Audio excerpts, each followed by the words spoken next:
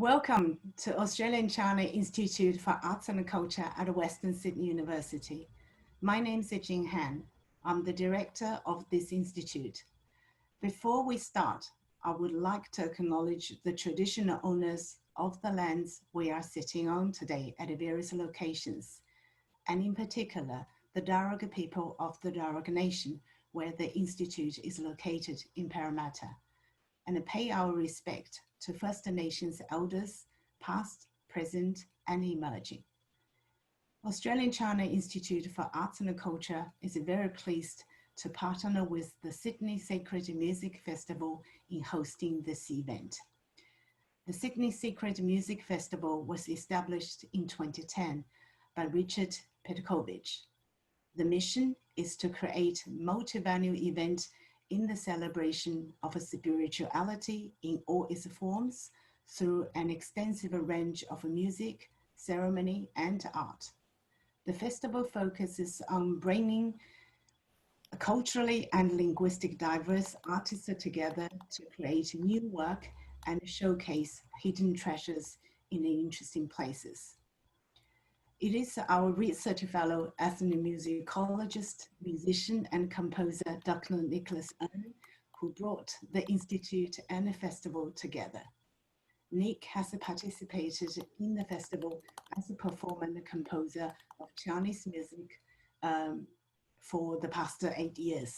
Nick, in 2019, Nick produced the Moon Festival event at Ashfield Town Hall as a part of the festival. This year is the festival's 10th anniversary, and this jointly held forum is part of the celebration. The forum, Sacred Creativity in the Post-Digital Age, brings together some of the world's leading practitioners and thinkers who work in diverse range of areas, from indigenous studies and ancient Chinese music to South Asian rituals, contemporary dance, and cultural programming.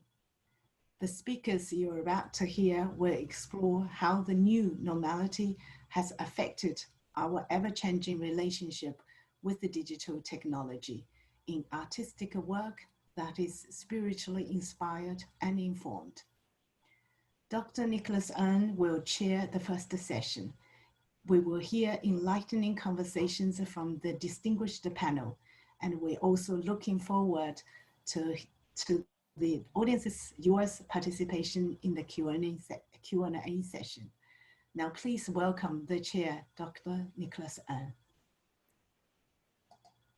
Thank you, Professor Han, and thank you also, Richard Petkovich, for being a partner again this year.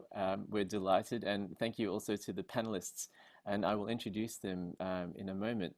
The idea behind this forum, as you have heard, is to look at how sacred creativity has continued and will continue in the post-digital age, or do you agree that it is the post-digital now? So in the next hour or so, we're looking at the current situation and also things that have happened in the past. I would like to introduce around the table the very distinguished Professor Jocelyn Chey, former director of the Australia-China Institute, here at Western Sydney University, and also a former ambassador to China. So it's a great honor that she's here. Next to Professor Chey, digitally on my screen, is Geoff Wood from ABC Radio National, who has been working in the area of sacred music for as long as I've known him, and perhaps even longer. And he's always been an inspiration in my life as a musician. So I'm also greatly honored that Geoff is here with us this evening. Next to Geoff is my colleague at Western Sydney University, one of Australia's leading composers and an inspiration to all our students, Bruce Crossman. And Bruce is probably, I think, very valuable to all of us at Western Sydney, not probably, certainly very valuable and a great inspiration. And I'm delighted that he can come here too. And Bruce is actually the reason for me being at ASIAC right now. So thank you, Bruce, for that connection. And last but not least, Dr. Mahesh Radhakrishnan, who's representing Sydney Conservatorium of Music, a wonderful anthropologist, linguist, and ethnomusicologist who has conducted research in areas that fascinate me, And we had the pleasure of meeting at the Anthropological Society conference last year in December at ANU. And so that connection has led me to many interesting discoveries. So thank you, Mahesh, very much for your time too. So without further ado, I would like to then open up our panel, beginning with Professor Chey.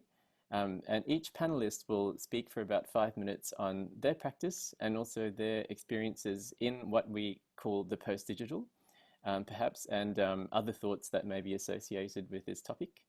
We will then open the floor for a roundtable discussion, followed by questions from you, the audience. So we hope you will take part in that. So now over to Professor Chey. Thank you. Good evening. Hope is the gold we melt and pour between the crystal pieces, shattered, smatterings and scatterings beneath our feet.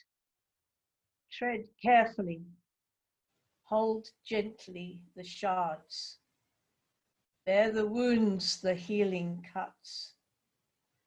Offer the sacred price for peace to mend the broken crystal at our feet.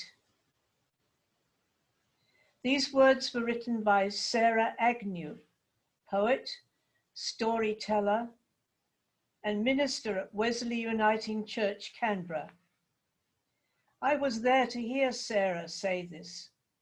It was November 2018, an event organized jointly by the Uniting Church and the National Synagogue to mark the 80th anniversary of Kristallnacht, the tragic event that marked the beginning of the persecution and attempted extermination of the Jewish people and presaged the outbreak of the Second World War. I myself was born in that same year, 1938, shortly before the Nazi attack on Jewish businesses. It was not a happy year for Europe, and the tragedies of 1938 were not confined to the West. In the East, in the face of advancing Japanese troops who had already committed atrocities known as the Rape of Nanking, the nationalist government of China, led by Chiang Kai-shek, deliberately bombed a dam on the Yellow River, breaking the river dikes and drowning hundreds and thousands of people, their own civilians. I had been increasingly reflecting on the events of my early childhood and wondering about the lasting effect they had on my generation and the generation of my parents. How do such hatred, hostility, xenophobia, and lack of concern for others arise? Can we learn from the mistakes of the past, or are we condemned to repeat them? These are deep questions that demand a serious answer, not a shallow sorry, or not a monument built by activists or peacemakers. The Martin Luther King Memorial in Washington is impressive. It was dedicated in 2011.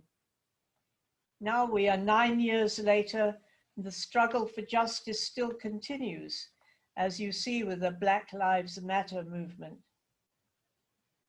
Faced with such bitterness, rancor, hostility, words are insufficient. Only music can express our sorrow and hopefully build a bridge of understanding. It was this confidence in the power of prayerful music that led me to decide to mark my 80th birthday by commissioning a piece of music. I met with Elena Katz-Chernin and explained my thinking.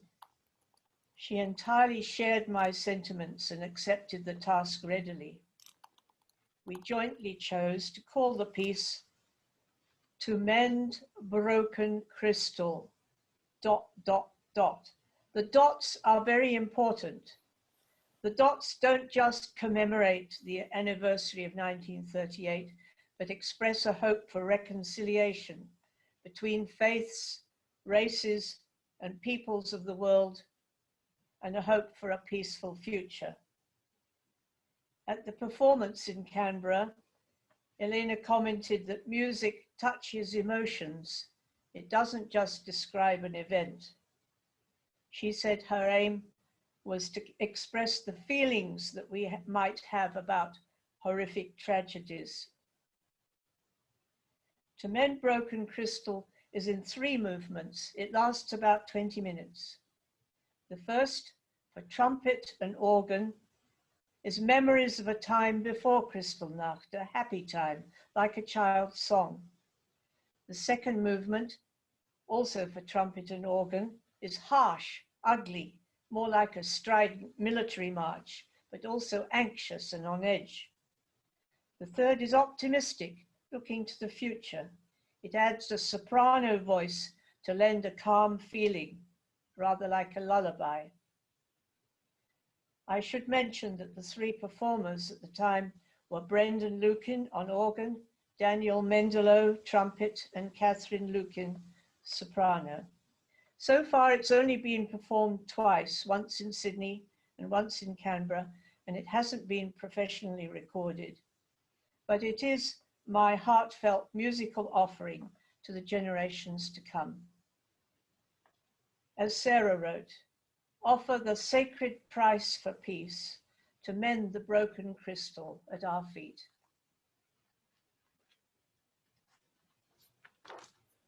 Thank you, Professor Chey, for those inspiring words, and what a contribution to new music and sacred music in this composition. We hope to perhaps premiere this work, I mean, not premiere, but reproduce or remount this work again in the near future. So thank you. And now turning on over to Geoff Wood from ABC Radio National. Thank you, Geoff. Well, thank you, Nick, and hello, everybody. Thanks for inviting me to take part in this forum. I'm really thrilled to be joining such experienced and talented and, dare I say, poetic guests today, and I hope I can offer some small insights. I've spent most of my working life as a radio and online broadcaster in areas relating to music and spirituality, really with an aim to give a voice to those not easily or often heard. So my few thoughts today will be based largely on my own experience and observations over that time, working, I must say, with great luck, with artists and musicians from around the world. So, given the way the world's turned upside down this year, I fear there's a bit of crystal ball gazing going on when we try and see what might be coming ahead for us. But look, I think I'll concentrate on one area that I thought would be a space to watch for sacred creativity in the post-digital age, and that's relating to the performance of what we might call spiritually inspired music. I guess this year's taught us that the relationship between digital technology and music performance will never be the same again. And the assumption that performance is primarily one in front of a physical audience, I think is being rethought, because we've all been shoehorned into having online and virtual meetings and collaborations, and we've seen that flourishing, in fact, over the past 6 months. And that gives me a lot of hope. The technology that we've become familiar with, like we're using today, Zoom and Teams and other forms, have really transformed our performance options, I think. There's now an incredible array of online festivals and collaborative performances, and including choral musicians coming together from all over the world to create some really wonderful performances of sacred and, of course, secular music. I mean, for example, in a week you can watch the Australian Chamber Orchestra in a video with music by Ava Pet, recorded by musicians from the ACO from their homes in isolation. Or you can watch Isolade, which is an online music festival and gathering space each weekend, running from 12 noon to 12 midnight with a series of 20-minute sets streamed live via Instagram. These things didn't happen just a few months ago. So it seems to me it's quite an exciting time for this sort of digital space that has suddenly blossomed. Although in my experience, it's not entirely new. I'm looking back, say 10 years, only 10 years ago. I had the great fortune to interview the American composer and conductor, Eric Whitacre. Might be familiar to a lot of you. Whitacre always claimed that he wanted to be the 5th member of Depeche Mode, but he settled for being a well-known choral composer who draws on the minimalist tradition of Arvo Pärt and John Tavener, as well as the English choral tradition of Evensong, amongst other things. And he began what was known as Virtual Choir 1.0, a user-generated choir with 185 singers from 12 different countries who sang and recorded soprano, alto, tenor and bass parts to Whitacre's composition Luxurumque, Light and Gold, which they then uploaded as videos onto YouTube and began the world's largest online choral group.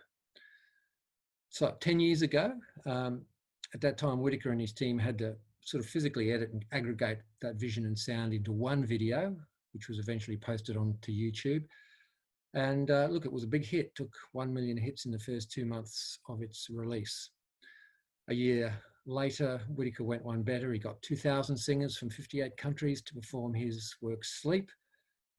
Once again, each person sang individually into a webcam while wearing headphones, which allowed them to hear the music, and those videos were uploaded onto YouTube and edited together. And that was Virtual Choir 2.0. And so it's gone on. In 2013, Eric conducted a real-time live virtual choir featuring people from 28 countries around the globe and a 100-strong choir on stage, and all of that streamed through Skype. And this year, he launched Virtual Choir 6 as a response to the global pandemic that happened late in July.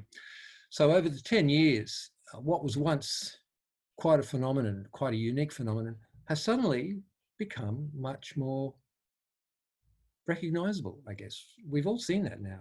The technology is caught up, and with the video conferencing software that we can all use, virtual choirs or bands or festivals are everywhere. And I think that's a really exciting concept because it's made that digital technology much more accessible and transparent, and we can sort of forget about it in a way and concentrate on what's really important, which is the building of relationships and communities. And I think that's the next real big step that we're heading towards, particularly for what we might call spiritually inspired music, is to overcome the physical location and to start to build communities and to build bridges around the world, regardless of where we are in time and space.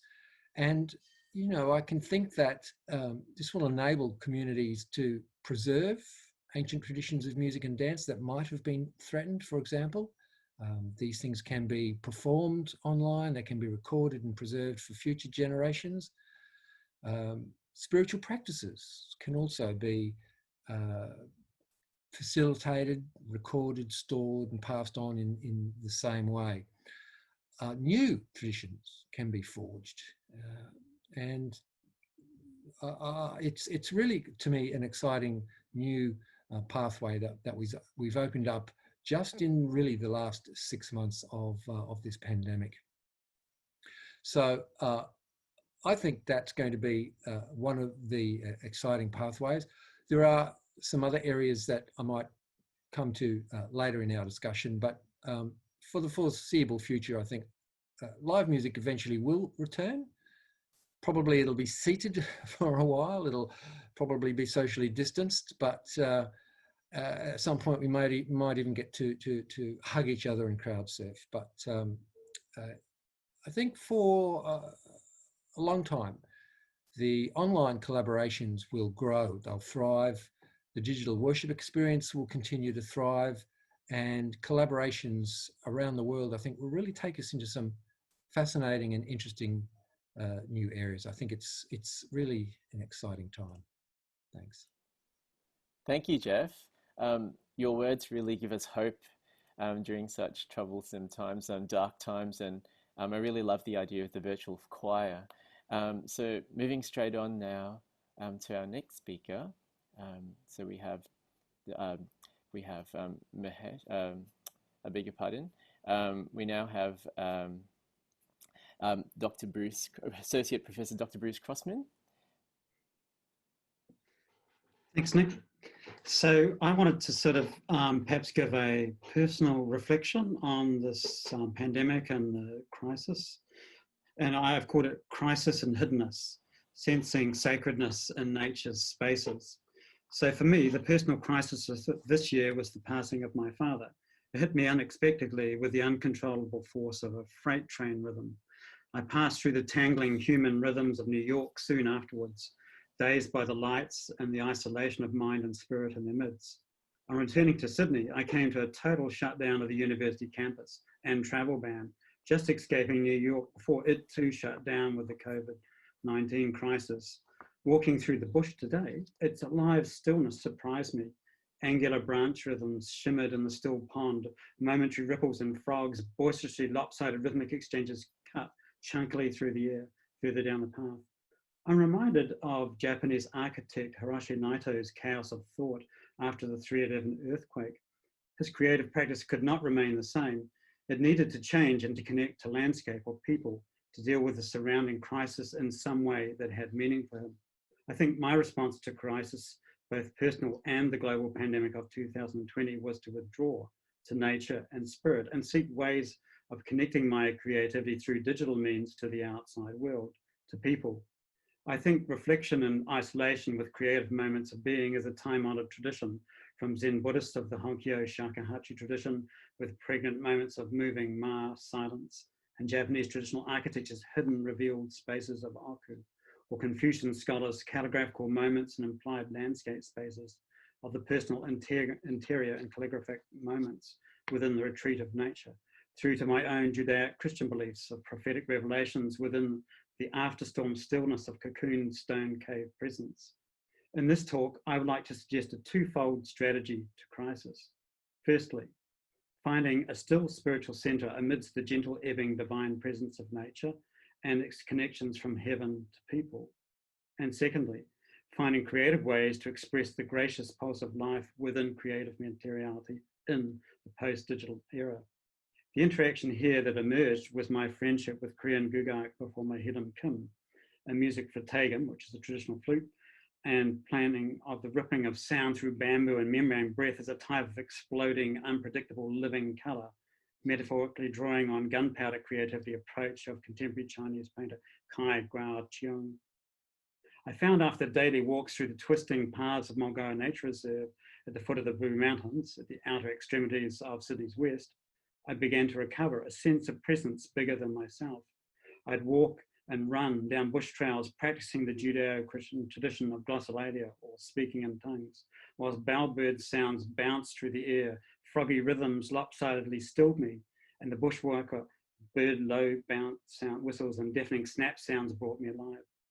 Architect Hiroshi Naito talks about this unidentifiable still center that was now returning to me as a type of mysterious inner compass necessary for creativity, or what he calls protoform, which he poetically calls a misty compass for creation in the core of my being.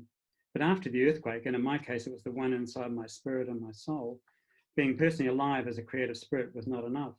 He needed to make his architectural places as sites which connected to the surrounding landscape and its people and the pulse of things, or what he calls life.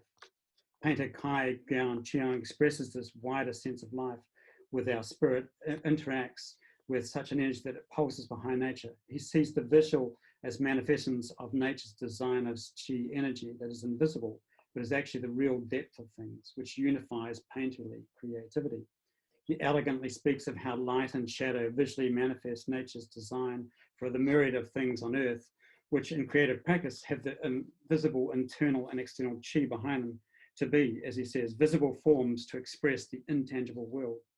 Or in music, it could be heard as the Judeo-Christian still small voice of spirit sensed and am inspired by the energy of the divine presence within nature, or what Chinese composer Chu En-chung cites as that which moves among things, of Taoist life, or Tao, and heard as the moving timbre colours, such as in Korean gugak performers breathing into Taegum. This dimension of living colours and sound, often in the presence of savoured aftertones of single notes in Korean court music, has spiritual presence.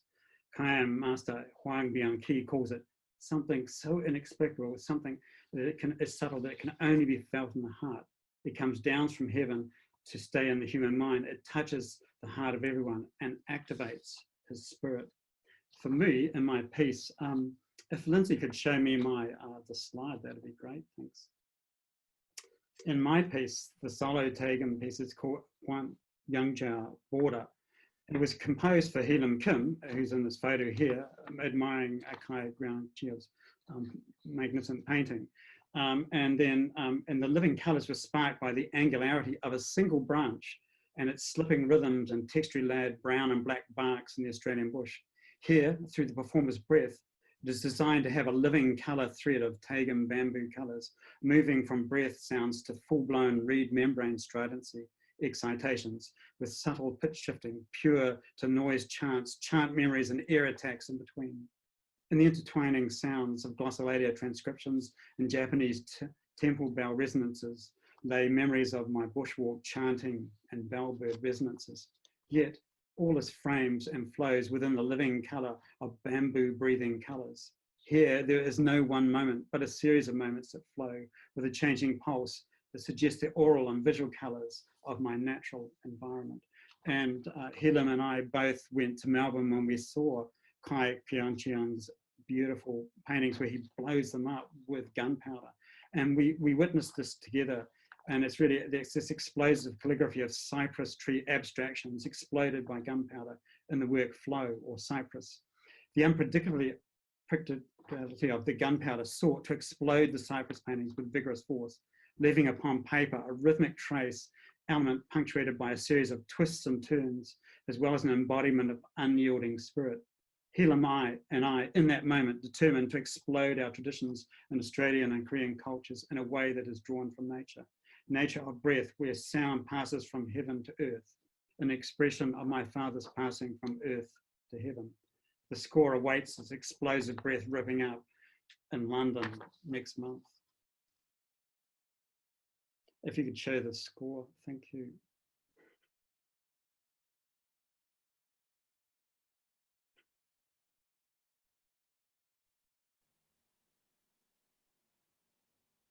Thank you, Bruce. I'm sorry we can't actually hear the composition. I'm fascinated, and I'm always fascinated by the way you manage to bring multiple sources of inspiration into your compositions, which I always find very quite an amazing practice. So thank you for that. So now we'll continue our discussion with a few words from Dr. Mahesh Radhakrishnan. Thank you, Nick, and thank you, Jing, for your introduction and also introductory remarks, sorry. And Lindsay, thank you also for your organization. And yeah, I'd like to acknowledge that I'm speaking to you from Wangal country, here beside Homebush Bay. At this moment, I'm feeling a lot of anger. Anger about the state of the world, the way that we divide ourselves from each other into our own camps of nations, the way that we ignore and pass the buck on the significant challenge of the warming climate, the way that we continually and pathologically, it seems, refine the art of leaving the most vulnerable people behind. So much so that the whole political and economic system which seems to make the world go round is fueled by the premise and promise of what's in it for me. What's in it for me is a very important question, for sure. We all have basic needs for health, safety, nourishment, and knowledge, and a certain amount of comfort, love, and connection with others. A feeling of belonging. But there is a point after which we risk becoming distracted by this frequently elusive, perpetual promise from the basic needs being denied to others. Belief. Belief in a cause, belief in humanity, belief in the capacity for the world to change, belief in the capacity to change the world. All of these things have been brought into sharp focus. George Floyd, Breonna Taylor, David Dungay, Black Lives Matter, police brutality, racism, human rights violations all over the world, anti-Chinese racist hatred, white supremacy, denial of Aboriginal slavery and genocide, refusal to address these things in this climate.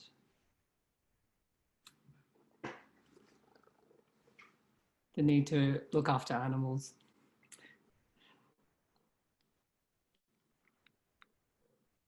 Justice reform, the refusal to address justice reform till we return to normal.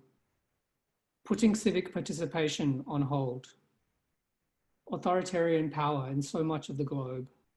Cuts to the arts, cuts to education, abandonment of our international students, ongoing Islamophobia, casteist oppression. So much to be angry about. So much to be concerned about. So much cause to want to change the world. Also, so much to lose hope. So much cause to see how the things we invest faith in and ascribe sacredness to are far from perfect. Look at the world. So, what can we do? Here we are, connecting, convening, conferring in concord. Musicians and scholars exploring the scope of our creativity in these weird times, contemplating transcendence, socially, spatially, far apart. I think the situation now calls for reaching out, being more bold, finding the interconnections between us, planning for a possible time of physical reconnection, using our gifts to hold those in power to account and shed light on injustice. Here I speak in vague and general terms, but if it can inspire some shifts towards action, the results could indeed be transformative. Tilang, a raga in Carnatic music, often associated with joy, auspiciousness, lightness.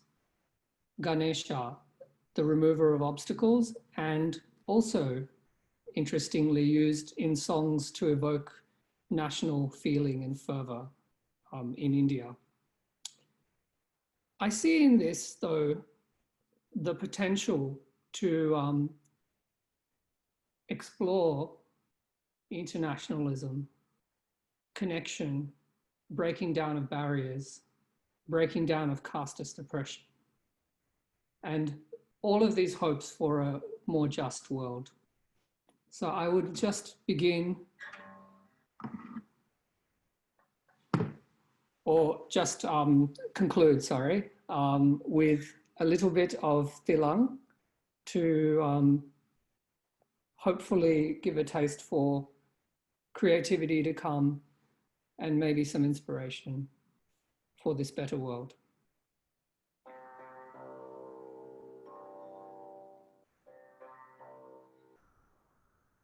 Sa ga ma pa ni sa ni pa ma ga sa na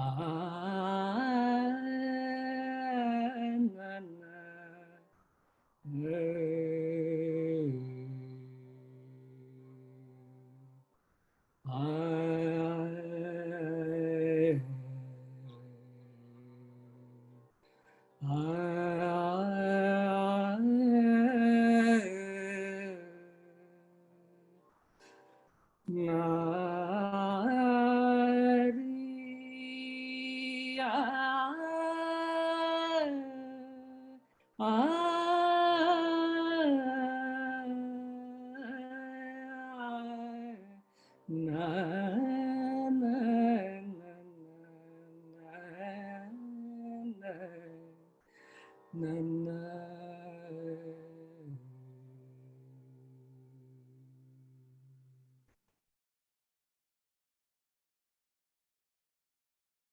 Thank you.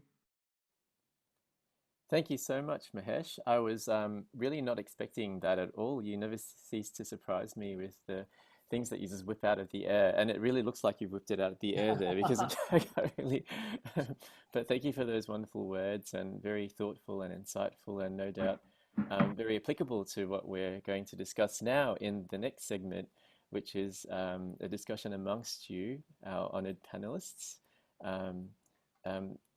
Perhaps I can start with a question, or perhaps you would like to start with a question to the other panelists who you might have saved a question for during their talk. Would you like to begin with a question, perhaps Mahesh, to one of the other panelists, or Jocelyn the other way?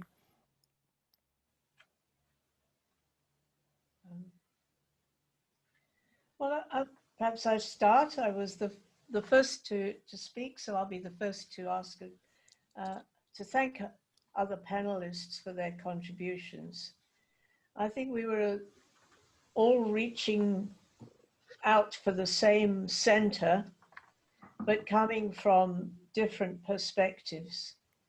I was very impressed by Geoff speaking about the positive sides of digital engagement with the arts, the way that it could create a community that didn't exist before. And that's really something that I think we would all welcome and hope to achieve. But it still is virtual, and I think surely we can't take the virtual as being the actual.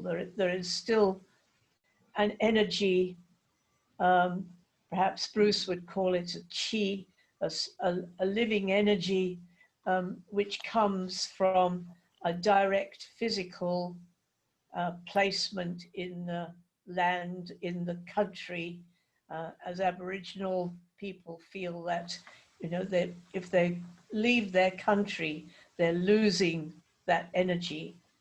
That can't be replaced by a virtual engagement with country.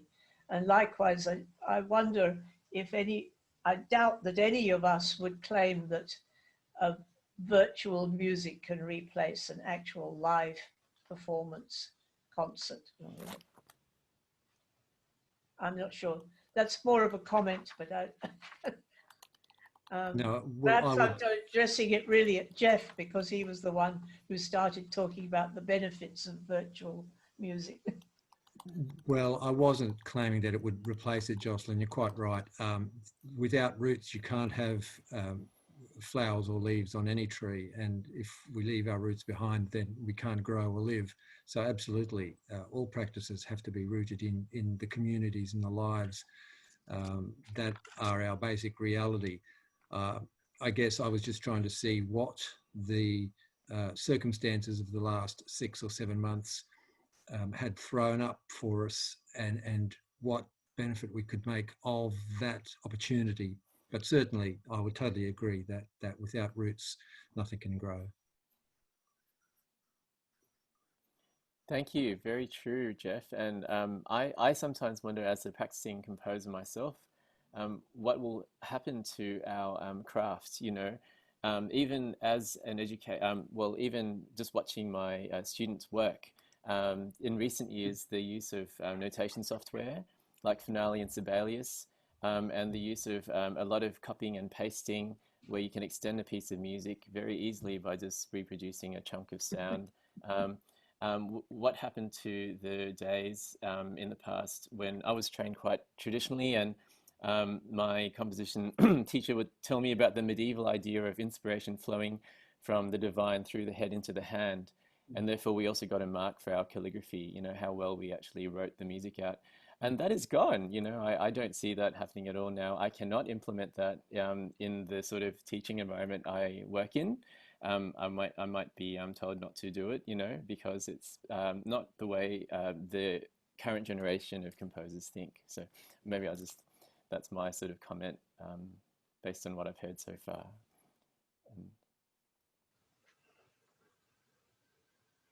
So from my perspective, I mean, as Nick and I both teach in the same university, and we've got our students are really isolated and hurting, you know, and how do we get people to connect, you know, as Mahesh is saying.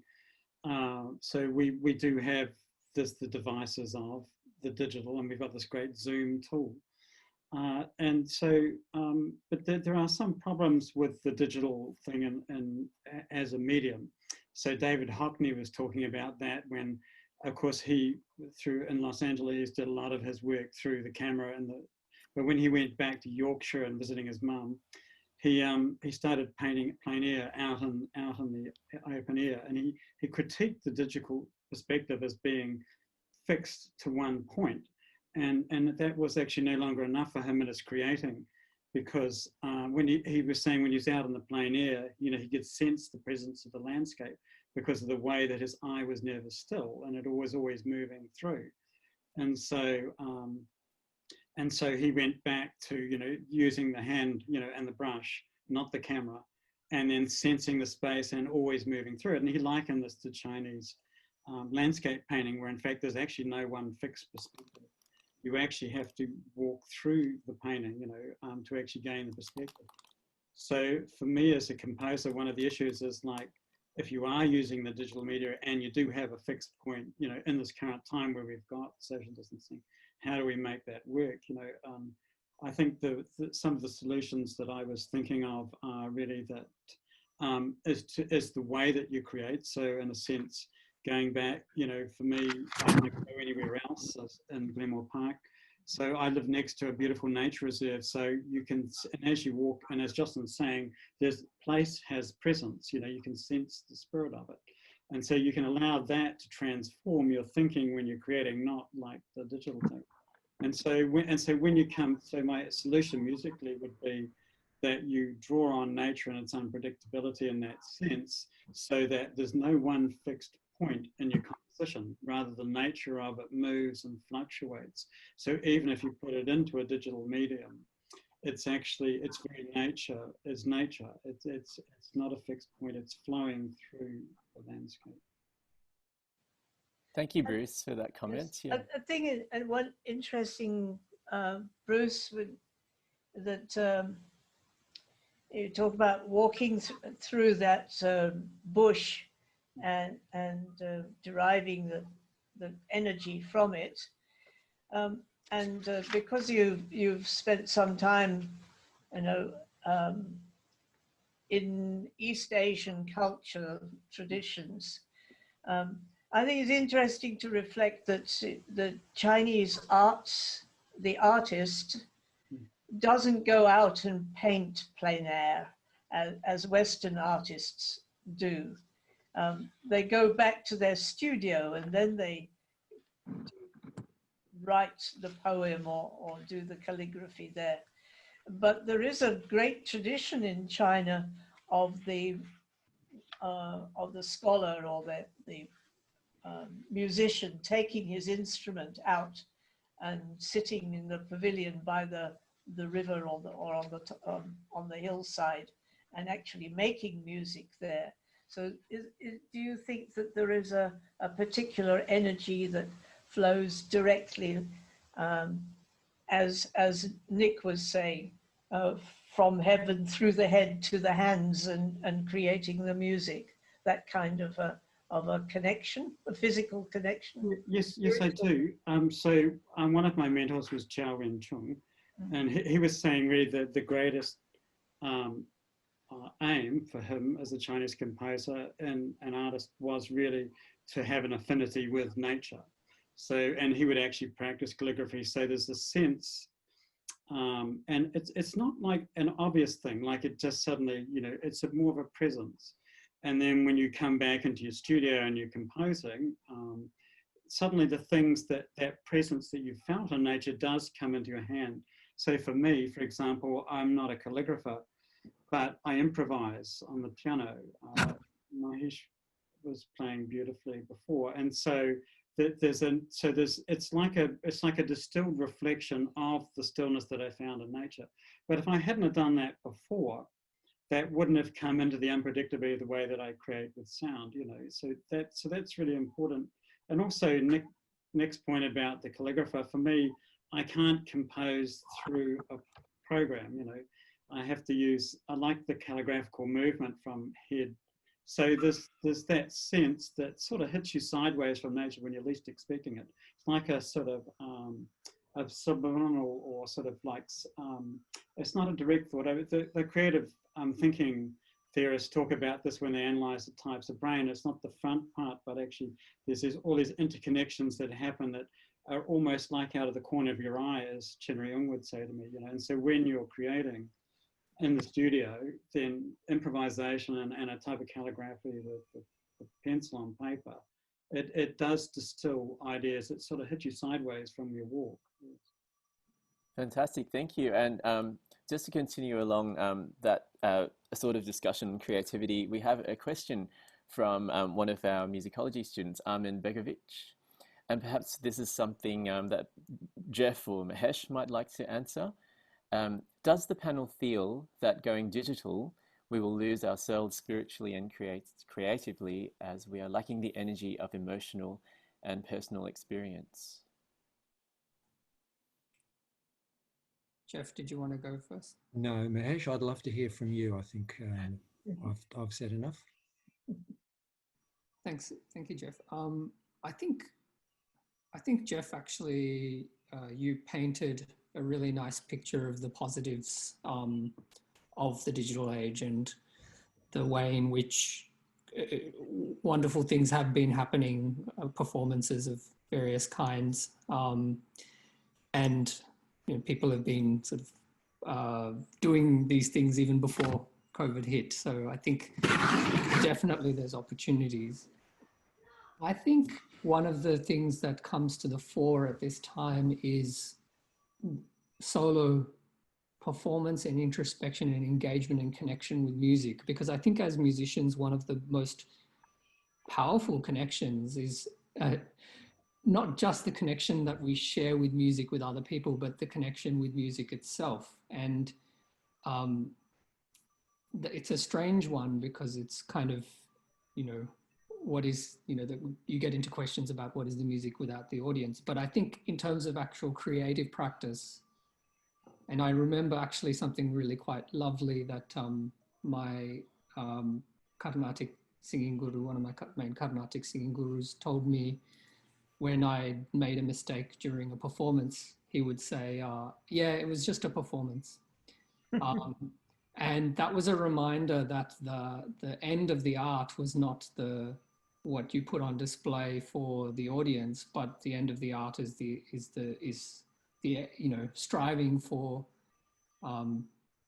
attainment, improvement, and just the practice itself, the journey of the art form. So I think there's opportunities for that to happen through the digital age, through kind of not thinking about sort of, it's kind of like things are not going on, so you're not sort of rushing to try and do things for an audience per se.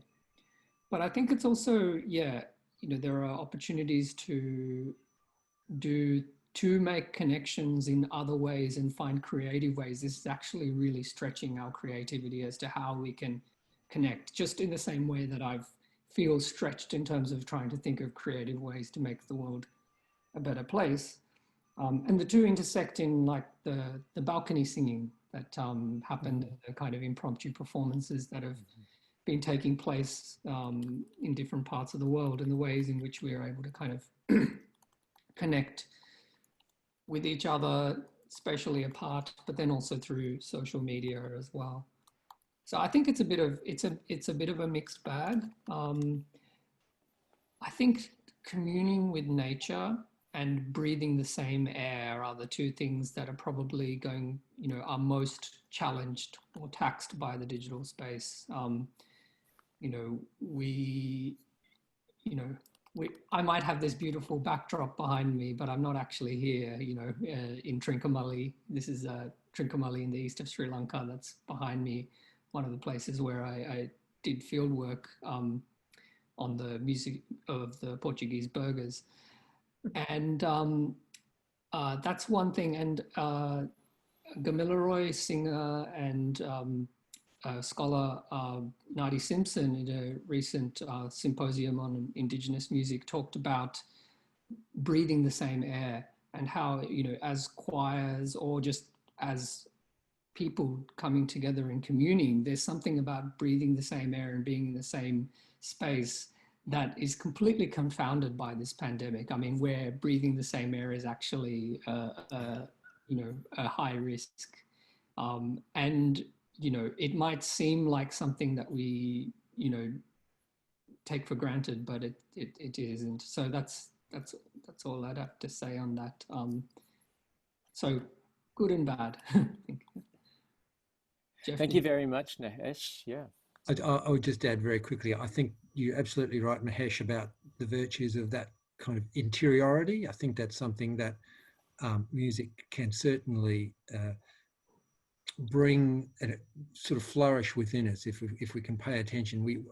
Of course, music is a social activity, but it's also a very interior activity, and it kind of cultivates or helps us to cultivate that sense of ourself and the interior self that's so important. And I think we found that with the pandemic, we've needed to draw on that resource of the inner self, the interior life, to help us get through a lot of the difficulties. So I absolutely accept what you're saying there about its ability to do that, to build that that inner life. Thank you, Geoff. I would hope that kind of the digital stuff, the tech stuff, it becomes so ubiquitous. It's almost like water that we kind of swim through it without having to worry about it so much, so that we can concentrate on the you know, we can concentrate on the human emotional core of music making, I guess is one of the elements to what I was talking about. Thank you, Geoff. Yes, I think so too. And there's a lot to be said about internal gratification from performing for oneself. And also it depends on your belief system, but since we're in the topic of spirituality and perhaps Indian spirituality, there's the idea that there are others listening too. So you don't necessarily have to connect to a live audience, but there are those, you know, on the other side of the veil, so to speak, who might be appreciating the music. So so that's okay if you only have an audience of 3, you know. But anyway, moving on, we actually have a question here from Susan Frickberg. I'd like to ask Bruce to elaborate more on his practice of glossolalia with animals and insects. So Bruce, would you like to do that for Susan? Oh, hi, Susan. In Melbourne, yeah. So for me, when I'm creating a piece of music, I have to be in a sort of headspace, and it's generally not one of answering emails or someone ringing on the phone, and so so usually if I'm going to compose, I like to have the entire day where I shouldn't say this online, but I turn my phone off, and I start by speaking in tongues, because that clears my headspace and it takes me into, like we're talking about the inner life, and talking about, you know, we're actually singing to an audience that's beyond this world. So it takes me into other dimensions. So, and it's not like necessarily, it's not like a cognitive space, but it's a spiritual space. So that sort of, in a sense, then when I want, then I sit down to compose or improvise at the piano, or you know, and calligraphy in terms of the writing. My head is clear, my spirit is clear, and actually something can start to happen that surprises me. But also, you know, talking about nature and insects and the vibrancy of life, part of my process is, you know, say maybe about midday after I've done 4 hours work, is to go for a walk in my bush, you know, and it's not like a conscious thing, but it just suddenly surprises you, you know, as you're walking through the bush, you'll hear a bellbird sound reverberating through, or you'll hear a bushwhack, or you'll hear the frogs, and then there's this beautiful sense of rhythm and living and pulsing. And then, you know, and then I'm thinking about, you know, that I'm breathing, and then I speak in tongues as well. And so that, and then when I come back and, you know, to compose again, somehow the impression of those things actually guide the impulses of creating and of improvising and shaping my work. but they're not direct. They're sort of like out of the corner of my eye, and they take me in another space, and then I realize, oh, that's starting to work. And when that happens, and you can see it's like both have a type of pulsing life that's really, and I get so excited. I then begin to wonder why at 8 o'clock I was frightened that I couldn't compose. It's taken me into another space. Thank you, Bruce. Something perhaps we can try if we ever have writer's block. There are in fact 2 more questions from Mahesh, another from Susan and another by an anonymous attendee. But because we only have 3 minutes left, perhaps we need to move on to the next question. And Mahesh, perhaps I'll connect you with these people who would like to know more. The final question that we have time for would be a question from Professor Han. With the increase in the sophistication of AI, are we seeing or experiencing perhaps a different stream of music which might be appealing for different reasons? So perhaps anyone from the panel, I think this is addressed to.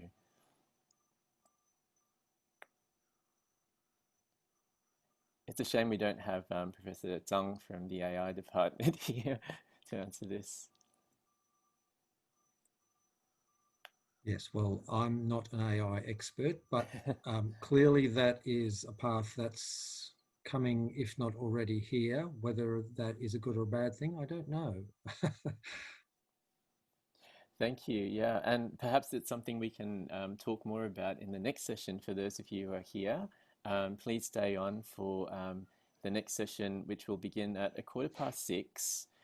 In the meantime, we should probably start wrapping up. So I'd like to thank everyone who has taken time out of their busy schedules, their busy 2-dimensional schedules. I know I'm on Zoom almost all day teaching students and trying to compose. I have just a quick comment here from Susan saying, tell Bruce that is fabulous. Thank you. So thank you, Bruce. And Armin, we will connect you with the panel as well with your other questions. So I'm sorry we can't answer all the questions this evening, but perhaps I can finish with an observation by quite an interesting thinker, the director of the Massachusetts Institute of Technology, who Nicholas Negroponte, who said that like air and drinking water, being digital will be noticed only in its absence, not by its presence. So I wonder when we will actually get to that stage in our lives. So thank you all once again very much for attending. Thank you to the festival and to ASIAC and to our wonderful panelists. And also thank you to all the attendees who have come to join us. So I wish you all well and stay safe.